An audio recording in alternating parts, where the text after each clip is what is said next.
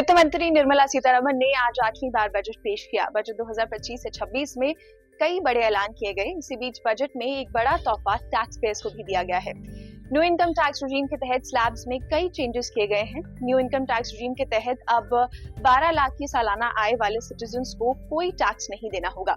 अब income tax slabs में क्या बदलाव हुए हैं और क्या ओल्ड टैक्स रेजिम में भी कोई बदलाव किया गया है या नहीं, आइए समझते हैं।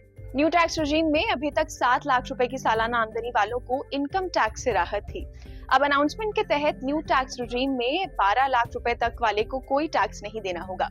तो अब किस हिसाब से लगेगा टैक्स? 12 से 16 लाख रुपए तक की आय पर 15% टैक्स लगेगा, जबकि 16 से 20 लाख रुपए तक की आय पर 20% टैक्स लगेगा। यानी सरकार नया 25% का स्लैब लेकर आएगी। नया टैक्स लगाने के बाद 18 लाख की कमाई पर सालाना 70,000 रुपए की बचत होगी, जबकि 12 लाख तक की सालाना कमाई पर 80,000 रुपए की बचत होगी। वहीं 25 लाख रुपए की कमाई पर 1,10,000 रुपए की बचत होगी। हालांकि अगर आपकी सालाना आय 12 लाख और स्टैंडर्ड डिडक्शन 75,000 को शामिल करके 12,75,000 से ऊपर जाती है, तो ऐसे में आपके टैक्स स्लैब्स कुछ इस तरह से होंगे और आपको 4 लाख से 8 लाख पर 5% टैक्स देना होगा, 8 लाख से 12 लाख पर 10% टैक्स देना होगा।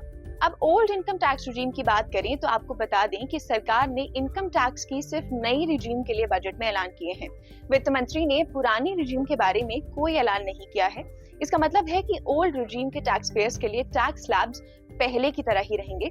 उनके लिए किसी तरह की रियायत का ऐलान नहीं किया गया है।